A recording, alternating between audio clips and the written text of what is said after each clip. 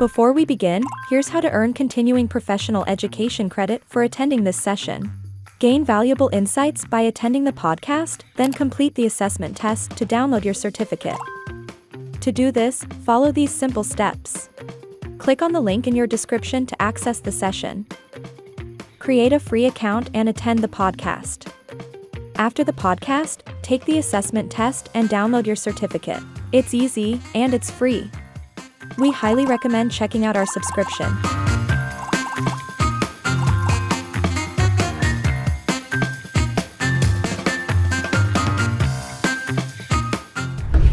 An HR department and HRD professionals in an organization do to assist in creating great leaders or managers? Because company with their succession planning of any organization, we don't know who's the future leader, who's the future position for this management work. Yeah. It's such a great question.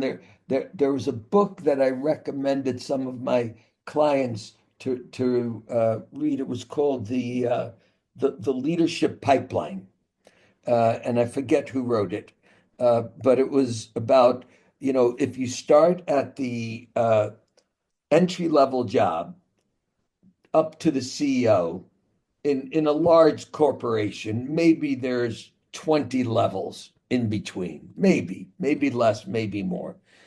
Each time you get promoted, what is it that you need to supply people with so they succeed in their next job? And one of the things HR can do, I think managers are pretty good at writing job descriptions that you need to have this skill, you need to do this, then whatever. What HR can do is add to those job descriptions, what are the competencies that people need to be a leader?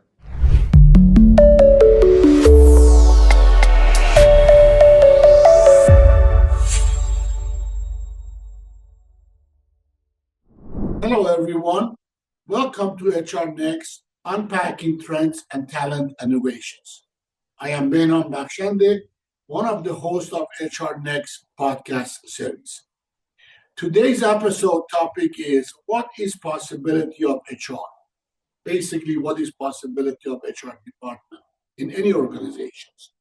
Today's guest is Mr. Alan Cahn, a seasoned and highly experienced coach and consultant. Whether you work with Alan as your executive leadership coach or participate in a training session for several hundred, you can count on an engaging and transformational experience. Alan described himself as a status quo disruptor and an evolution accelerator in his work. He has the gift of asking thought-provoking questions that get to the heart of the matter quickly. He has demonstrated a track record of success in coaching leaders to realize breakthrough results, utilizing his unique talent for disruptive, context-shifting interaction and producing results, optimizing leadership performance, producing breakthrough results in performance, and realizing professional fulfillment for commitments Alan brings to each of his coaching clients. Alan has experience in coaching, training, and developing people in America, Europe, Africa, Asia, Australia, and New Zealand. He has also coached and trained people while being translated into Spanish, French, German, Russian, Swedish, and Hebrew, and Thai. Prior to his professional coaching career, Alan hired, trained, and mentored over 100 managers and leaders. He successfully launched and grew several new branches for an international educational corporation and passed them on in great shape. With no further ado, please join me to welcome Mr. Alan Cahn. Hi, Alan. It's so good to see you. Hello, Benham. It's like old home week. Yes. It's amazing. As I was as I was reading your introduction for our audience, in the end, you mentioned that Alan developed, trained over 100 managers and leaders. Then I thought I was one of them. I was one of the 100 people, and amazing how much I learned from you and your wisdom. You know, your distinguished as a trainer and a scholar was one thing, but your state of being, which was just giving love and support and understanding, allowed me to be as green as I was, to grow, to become somebody who can actually understand myself and understand other people and bring empathy and compassion to it. So I am grateful for every day, month, years that I was under your training and development. Thank you, Benham. I And, appreciate it. and thank you for accepting my invitation for this podcast. I know you work with thousands of people on their fulfillment, satisfaction in life, expression in business, getting their head be quiet in work and life. So that's why when I look at who I want to talk to make a difference for organization, your name was the top of the list. Yeah. Thank So you. our audience, our audience are mostly HR managers, HR executives, top executives, senior executives, and people who work on the industry of human resources and human resources development. Because as you know, human resources development is one of the branches or element of HR department. Yes. Yeah, yeah. Mostly bigger companies, medium-sized companies have an HR department. But there is a lot of small businesses or small family businesses don't have an HR department. However, they are managing the life and managing the business. Yeah. Yes. So it's this conversation is not limited to just big organization, Yeah. limited to human being mostly. Yeah. Yes. Anything for you before we start? And there are some smaller companies which outsource HR, where there's an HR company, and so part-time there'll be HR. Once they get to about 20 people or so, 30, they recognize the need The to have need. someone who's accountable for the resource that the staff are, the human resource. Yeah. Absolutely. The fact of the matter is, as industries growing, the role of HR kind of evolved from a department who do the paycheck and deduct your taxes or pay your social security. It become more leadership position, leadership acting in the company. That's why they take on HRD. Yeah, one thing about that, Benham, I've noticed from the time that we worked together, where there was an HR company, and usually that company, their focus was on avoiding lawsuits and uh, Excellent. and protecting the company, and making sure that if you fired somebody, you did it in the right way, so you didn't get a lawsuit. And yet, over the years, as I've worked in companies like Microsoft and Intel and uh, high spot, high tech companies, there are oftentimes I'm invited in to coach the executives by someone in HR, because they're seeing their job is to develop the resource that the employees are, and they Exactly. know that outside consultants can sometimes contribute something that internal people can't. Excellent. And that is the primary reason I Yeah. contact you for this. Perfect. So let's Perfect. talk about casually be talking. Yes. From your point of view, from your experience and wisdom in the field, Yeah. Yes. what does it take to create workplace where people thrive? Yes. Basically, I love to know what can HR department or HRD people in the HR department can Yeah. do to create such environment to people Yeah. can thrive. Yeah, I want to tell a story about that. I've been working with leaders, mid-level leaders at Microsoft for the last 5 years.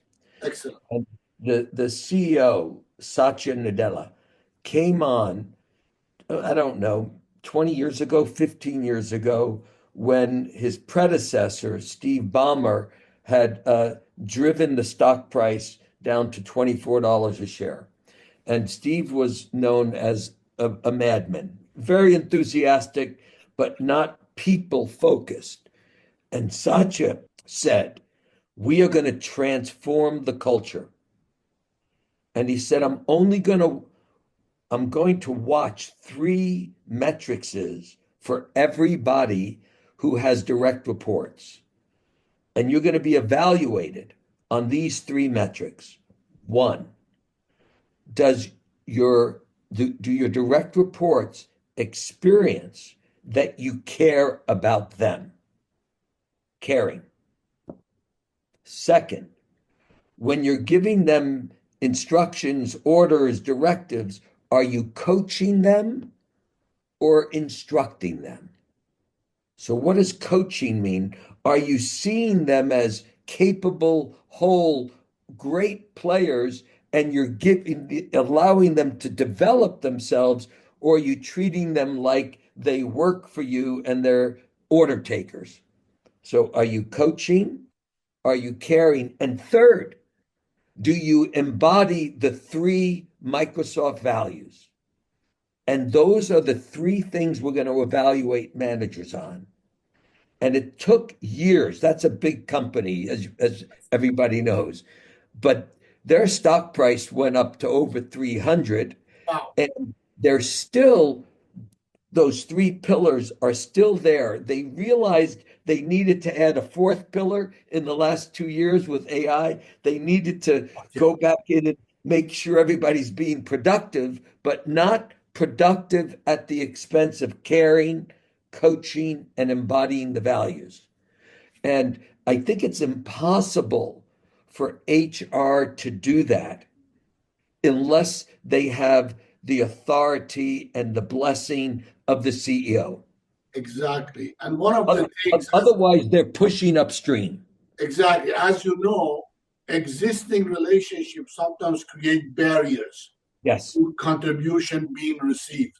So yes. you know someone, but you bring an outsider like you, suddenly the way they listen to you will alter. Yeah, and as you know, as a consultant as well, sometimes it's just a blip. They alter, and and then it's Isaac Newton. What goes up must come down, and it doesn't stick. And so the question is, are the changes going to become systemic and scalable? So back to your question, for people to thrive, one, employees have to experience that they're valued. There's my wife who studied, organizational development says there are stingy organizations, and the stingy organizations are interested, what can we get from our people? Yeah. And then there are generous organizations. What can we give our people? And uh, again, that's HR doesn't, people in HR don't have their hands on the lever to change the culture, but they can be pushing in a certain direction. Correct. Keep pushing and keep pushing towards, are we caring? What are we doing to care about our staff? That's number one, our employees. Number two, is it safe to fail? Wow, that's a Most big one. Yeah. most people live in fear. If I screw up, I'm going to lose my job.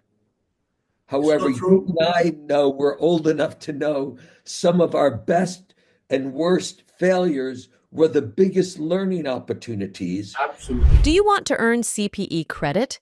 Take this course of MyCPE to earn free credit. Click the link in the description to get started.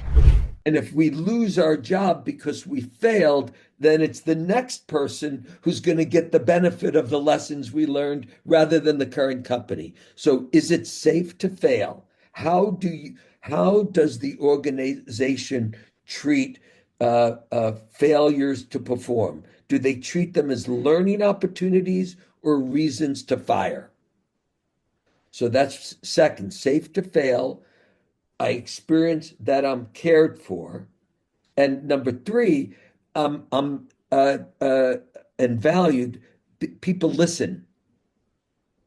You know, they say one of the ways to measure the health of an organization is, does bad news go up the ladder as well as down the ladder? In terrible organizations, they say, crap rolls downhill. Yep, So it starts at the top and then it winds up at the bottom. In a healthy organization, people on the front lines are able to contribute upstream for what's not working because they're the ones who are on the front lines and their view matters. If exactly. if you experience that your view doesn't matter, then you're just working for a paycheck. Alan, what you're saying is so valuable, and that is the foundation of modern organization development, the Yeah, OD. The OD is designed as a bottom up.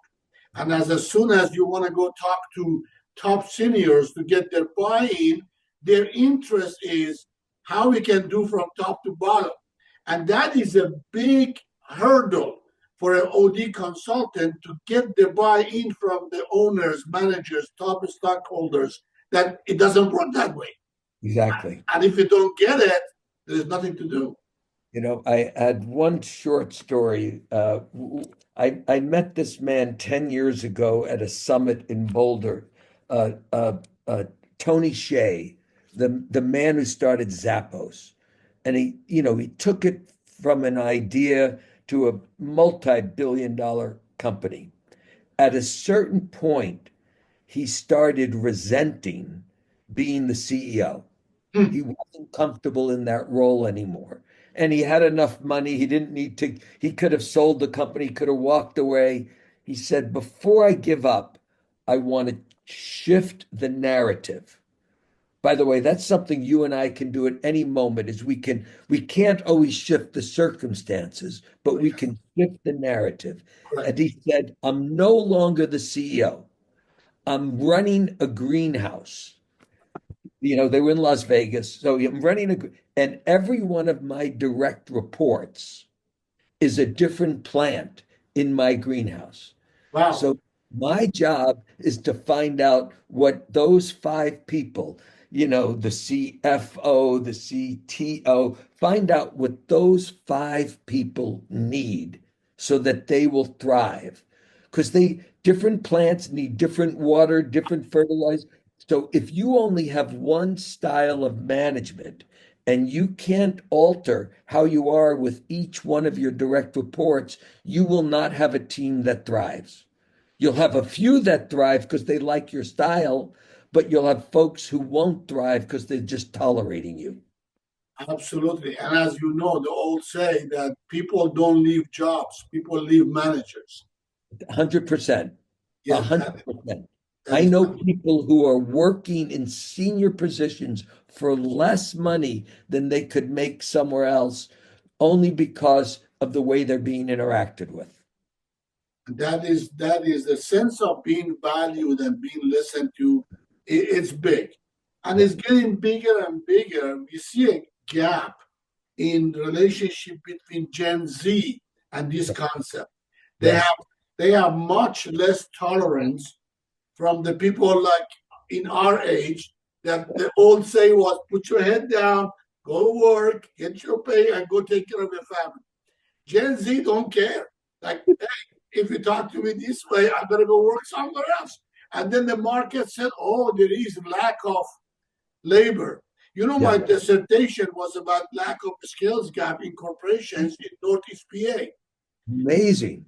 It was amazing. I talked to over 25 corporations Yes. and over 55 managers mid managers, and floor managers. Yes.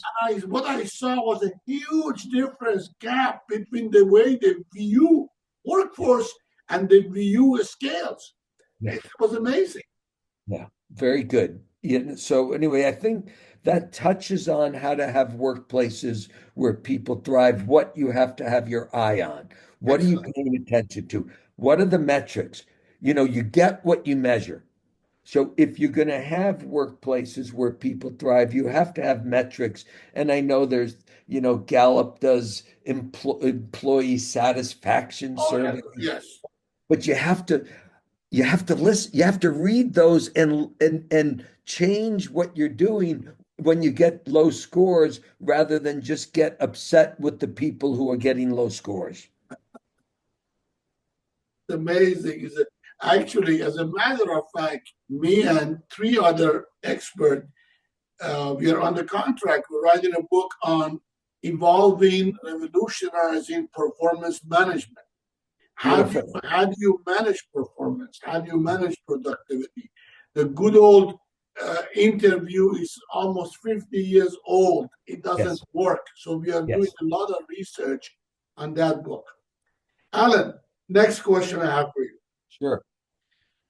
What can an HR department and HRD professionals in an organization do to assist in creating great leaders or managers? Because company with their succession planning of any organization, we don't know who's the future leader, who's the Yeah. future position for this management work.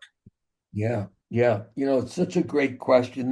There was a book that I recommended some of my clients to read. It was called the Leadership Pipeline, and I forget who wrote it, but it was about if you start at the entry level job up to the CEO in a large corporation, maybe there's 20 levels in between, maybe less, maybe more. Each time you get promoted, what is it that you need to supply people with so they succeed in their next job? And one of the things HR can do, you know, I think managers are pretty good at writing job descriptions that you need to have this skill, you need to do this, then whatever. What HR can do is add to those job descriptions what are the competencies that people need to be a leader, not the technical knowledge, but the people skills. Understand? What are the people skills that people need? And how are we going to measure it? Does this person listen from their heart? Or do they interrupt people? Does this person genuinely care? So develop metrics and ways of measuring it. And you need to do oftentimes 360s to get the feedback Right. on how are these leaders actually doing on the court.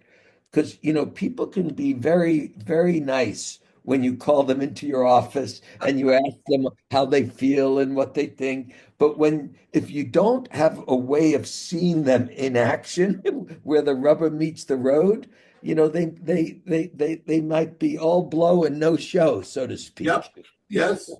Yes. But what HR can do a lot by looking at what sort of leaders do we want?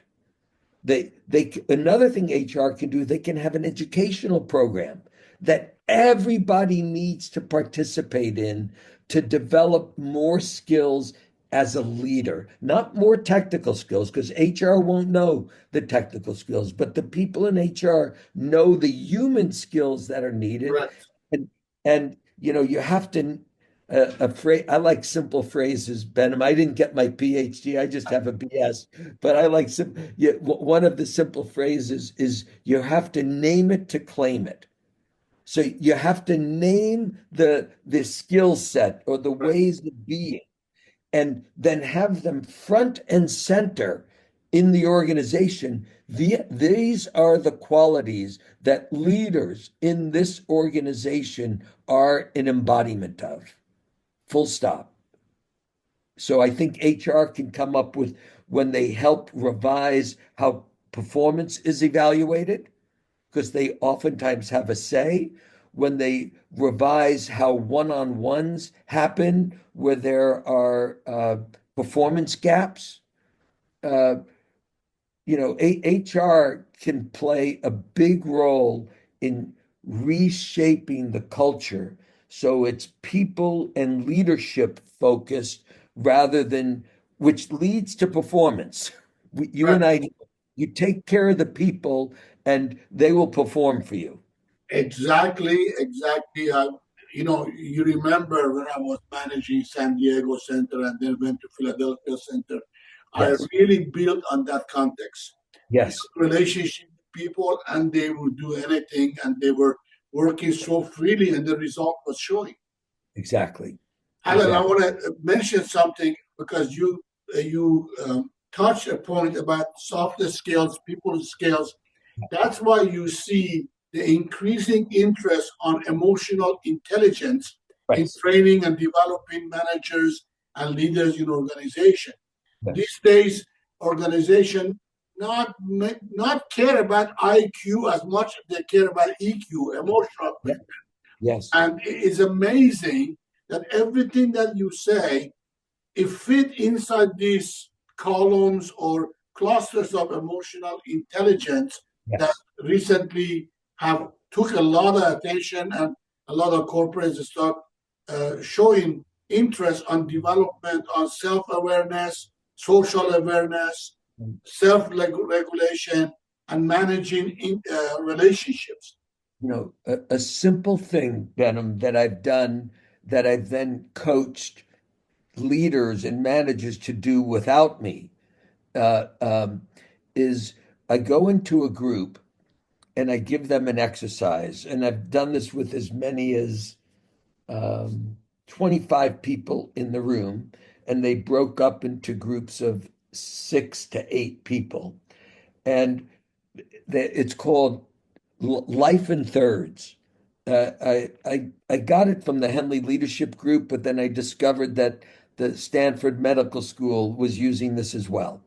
So they get people in a circle, 6 or 8 people around table, and they say, write your life story in as if it took has only 3 chapters. So you could go from 0 to 18, which is what I did, and 18 to 26, and then 26 until now, or 0 to 10. You divide it. What were the accomplishments? What were the challenges? What were the successes? What did you learn? Just write it for 8 minutes. So everybody's writing, and I play some soft music and blah, blah, blah. When you're done, each person has 6 minutes and they read their life story to the people at their table, and the people at their table write down what values do they hear are important to this person. Oh, very Oh, interesting. they value family. Oh, they value hard work. Oh, they value overcoming challenge. And then as they write it down, when the person's done reading, each person goes around and says, Benham, you value hard work, you value humor, and each person gives the person the little sticky with what their values are. And each person does that at the table. And I have had people who have worked together for 20 years and they go, "Oh, I never knew that Oh my about God. that." Why? Because people put on a role, most people do. They put on a role when they go to work, and they don't bring their whole self to work. So you're only getting 80% of them, 70% of them, If, 40%. if, If, yes, and they're watching the clock. However, when people know that they're part of something, they belong, people around them know their backstory, they can bring their whole self to work. And HR departments can help make a culture where that's what people do in a staff meeting. is get to know each other better. Access latest and trending CPE courses with my CPE One Unlimited Access subscription. Subscribe now. My God, this is so awesome. I'm a firm believer that these kind of stories in the training and development of people make more difference than just a sheet of paper to go read. I did this with people at a hospital in your old, not in San Diego, it was in Orange County last week. Yes, The five hospital administrators, one was sick, so she was on Zoom, and then the manager, and then the other five people. So there were six people total. And this one woman who'd been there the longest, who was the most resistant to attending a staff training. She didn't want to give any feedback on when I asked questions in advance. She says, I choose not to answer your questions. I said, fine. She was there right after this was done. She said, I've been to lots of trainings, offsites. This is the most impactful thing I've done in 10 years at Providence, and now I don't know yet, did it last through till Monday and how, but I gave the manager some pointers on how to expand that opening that now is there with this senior manager. Yeah. yes. This is telling the stories to make a fact is one of the styles of Buddhism. Yeah. And they think the wisdom is in the story. If the person get the story, that is a learning. That's a lesson Yes. they got. Yes. Yes. I'll Yeah. tell you a story from Book of Buddhism. Yes. There's a guy walking down the road and coming to a village and see nobody's on the alleys and the streets of the village. Shops are open, nobody's there, doors are open. Hey, anybody's here? Nothing. But then he started hearing some commotions. So walk towards the noise of commotions and see the village people all around the big pond, big lake, middle-sized lake like a pond, and watching a woman drowning. And a woman was holding on a big rock and going up and down, struggling, and people say, hey, let go of the rock. And this guy screamed, why are you not letting go of the rock? And she came on the surface and she said, because it's mine. I tell this story to people who hang on some resentment. It Yes. popped at my head when you said that lady was resisting, as it was resentment or have to come to training, and they stick to it, and they don't realize this rock is drowning them. Yes. Yeah. Yeah. Benham, I should have said this at the outset. Um, I'm honored to be talking with you, Benham. Oh, When I met you, as you had been in construction, building houses, remodeling yes. houses, and here you were. Instead of pounding nails, you had targets and numbers to produce and all of that, and you really shifted. You were so open to learning what would work. You would call me and say, well, what should I do with this? Whereas many, especially many men back then, and maybe even now, we were afraid to ask for support or help because we think we should know it all. And then to have watched you after you left, to now have a PhD, and I don't know how many books you've written, and when you named your company, I don't know if we still have it, PrimeCo. I mean, Correct. you are still in your prime. Thank you. It's so kind of you, Alan. It's so kind of you. I love to learn. Yeah, I yeah, love to learn. And yeah. even, you were my mentor for years. I have different set of mentors now, Yes, and they really support me as much as you did. yeah, I find my passion and freedom in writing and research. Yes. Do a lot of research. I just don't give my opinion. Yeah. If I say something, I back it up with a lot of scholarly Yeah. backing. Yeah. That anyway, it's very empowering, and I'm very grateful that you accept my invitation. And Right. thank you for the Right. acknowledgement. Yeah. And I think that's another thing that HR can do. HR can have recommended readings. Yes, HR can buy book. I'm going to the Gates Foundation on Monday to work with 16 people in the finance department. And the person who's the head of it, who I'm coaching, says, "What book should I give everybody?" So instead of people giving people swag or, a water bottle or a t-shirt, she's going to give them a book that's going to help them in exactly, their journey as leaders. So exactly. give people things that will help them keep expanding. Exactly. I do that as an invitation. I always tell the person who I try to contract with, I said, if you give me the name of your participants, Yeah, just just the first name, yeah, I would sign any of the books that you select from my collection. yeah, I will sign them with a personal note and I bring them on the first day. yeah, Alan, they love it. They love it. They take it so personal. Oh, it's my name and this person signed it for me. yeah. It's Yeah. a great One of the first times I worked in, you know, uh, really a blue collar industry, I was working with, it was called CLOW valve, and they make fire hydrants. Mhm. They've been making fire hydrants for 103 years, Wow. 300 employees, all different range of backgrounds, education, the whole gamut.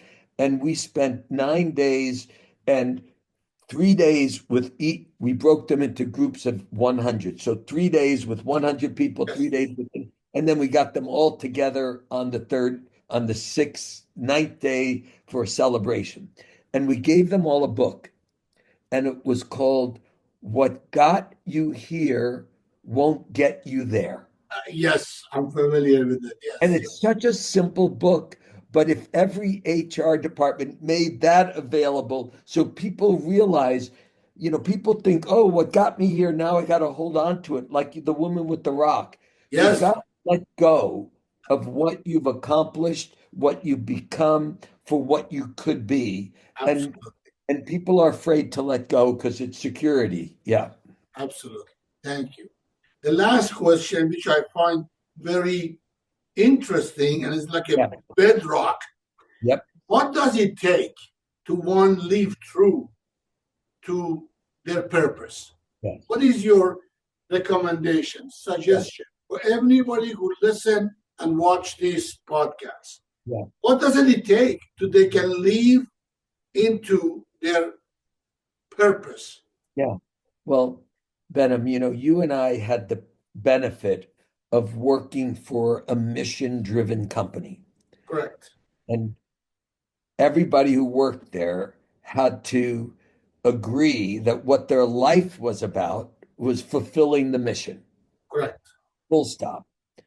It was a little bit cultish, but That's why we are not there, maybe. exactly. But it had a real value. Correct. So it, when we left, both of us left, I don't know what you did, but it was important for me to have a purpose for my life. Correct. And by default, the only thing that's there for all human beings is survive. Correct. So most people wake up in the morning and they look and what do I have to do today? That's different from having a purpose. Correct. Having a purpose means you wake up in the morning and get, who do I get to be today? Us. Who Yes. do I get to be? And then what do I have to do? Very well said. So whether I'm working or playing, you're going to see the same person. Why? Because I'm living true to my purpose. It's the same. It's Simon Sinek did this. He called it know your why. It's not your what, it's not your how, it's your why. And he's made a big business out of helping individuals and companies find their why, find their purpose, find their reason for being. So once you have a purpose, when I'm working with people, it's a question. I don't know because I'm not as smart as most people out there. I don't know if what you're doing is creating a purpose because we're born a blank canvas, or whether you're born with a purpose and you're rediscovering it. I don't know which verb is accurate, but I do know, and there's lots of scholarly data that human beings who have a bigger purpose, where it's about what's the contribution they're going to make to society or to individuals, those people live longer, are more satisfied, and have stronger immune systems. Why? Amen. Why? Because they recognize that human beings are part of something. At the very least, we're part of humanity. And so the question is, are we going to consume humanity or are we going to contribute to humanity? So people with a purpose, it's all about the contribution they're going to make. My purpose is all hearts are full, all beings are enlightened. So the first step is name your purpose, name it, Exactly. proclaim it. Then the second step is recognize that you and I are not designed to live a purpose life. We're designed to be right, to survive, to avoid danger. We're designed like that. And you have to consciously create an environment that supports you living true to your purpose. So, like you, I have mentors and colleagues who I talk to regularly who relate to me as my purpose and Exactly. will say, I think you're going off purpose there because it's harder for us to see ourselves. Correct. So create a support group. I, I have post-its on my wall. One says, "Am I interrupting?" Another says, "Am I listening?" Another says, "Take 3 deep breaths." So I have reminders in my environment Correct.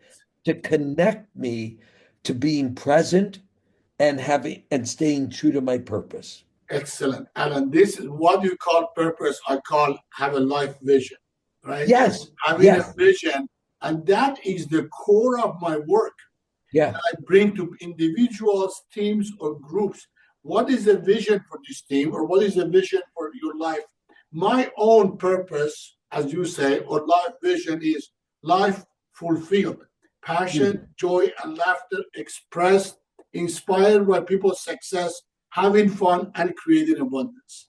Like wow, it is 30 yeah, years, 30 years I'm working on that vision. And as you said, I have it in front of me. And who you are being in that vision determine the quality and how you are doing the work every day. totally, totally. And then and I take it what I did when I left the company where we worked, Landmark, and I created my purpose for 30 days. This was the beginning because you have to create new brain patterns. Yes. You have to, and you can do that even if you have dementia. You can create new brain patterns. There is plasticity up here. You can upgrade the operating system, so to speak. So what I did for 30 days is because I like playing, like you, I like playing games and I like winning games. So I turned living my purpose into a game. And at the end of every day, I had this book still have the same cover with a little pad inside, right? And I wrote down before I went to bed, I wrote down the name of every person that I could remember that I had talked to during the day. And Um, next to their name, I put a plus, which means I was true to my purpose. I put a minus, which means no, my ego was running the show. or I put a zero, which meant I was unconscious and I don't remember. I don't even remember the name. And at the end of then at the end of each day, I would add up how many pluses, how many minuses, how many zeros, and I'd say, "Oh, today was a +2 day. The Oh, numbers never lie, be lying. today was a -5 day." And I took in it, oh, so given that I was going to rate myself every day, it served as a reminder throughout the day to stay present, to stay present. The other thing that I do to support, that I recommend to people to support them living true to their purpose at work, which is have all of your meetings be either 50 minutes or 25 minutes. So in between every meeting, you have a 5 minute or a 10-minute buffer where you could take a deep breath, where you can remind yourself of what your real purpose is. Yes, Full stop. exactly. That is a practice of mindfulness also, which Yeah. is these days is very popular, very hot in some trainings and developments. Yeah. And the same concept of purpose or vision, the way I explain it to organization or a team is like, imagine is like anchoring you down. Yes. Your anchor, that your work is not just coming to get a paycheck. Your work is to fulfill that vision or purpose for your department, for your team, or for yourself. Suddenly, the 8 hours go so fast versus suffering and trying to work, only work.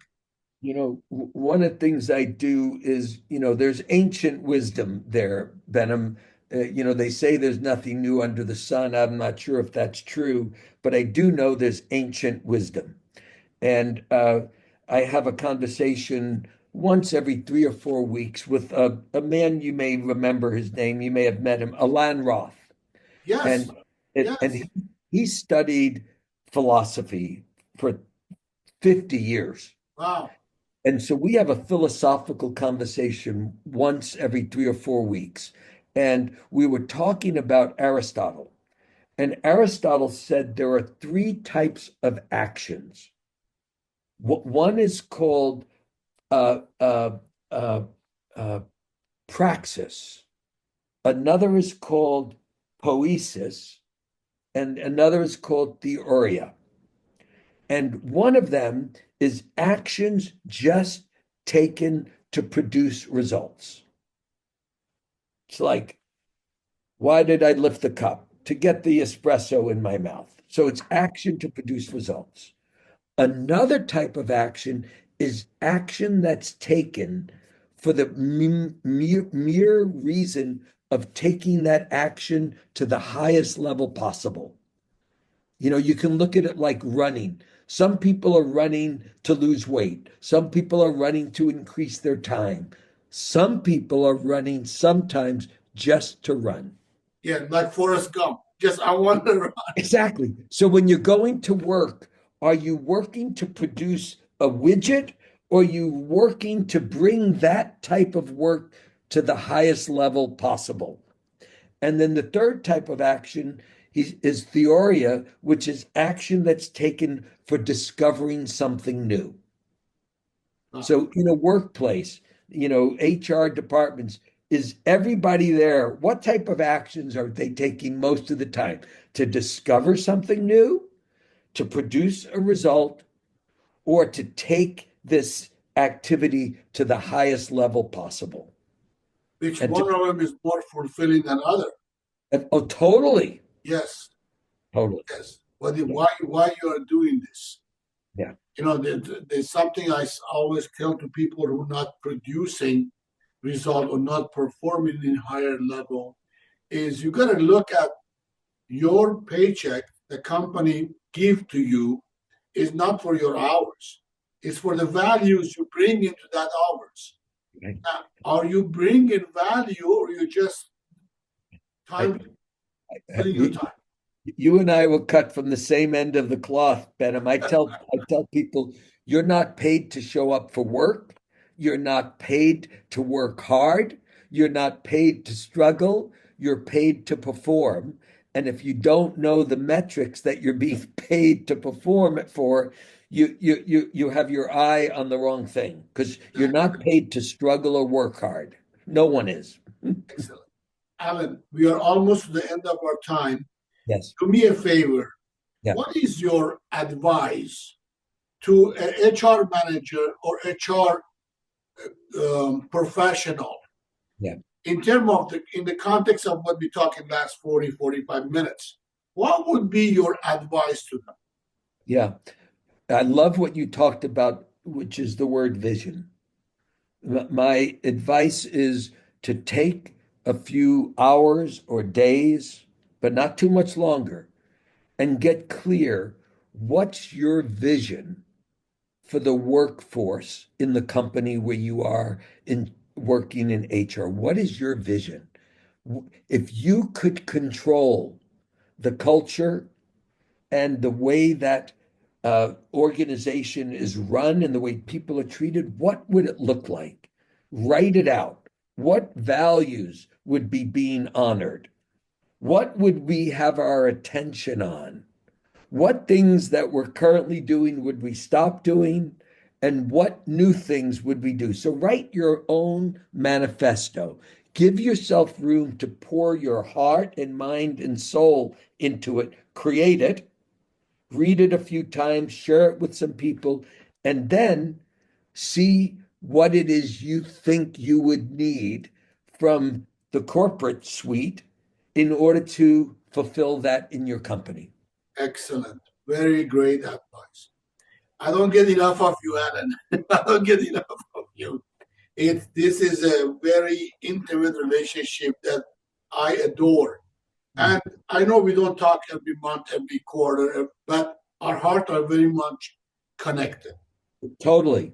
We call ourselves brothers from another mother. Yeah. Yeah, brothers from another mothers. And if me, a Muslim born, and you as a Jewish born can make it work with the love and respect, there's a lot of possibility for peace and harmony in this earth.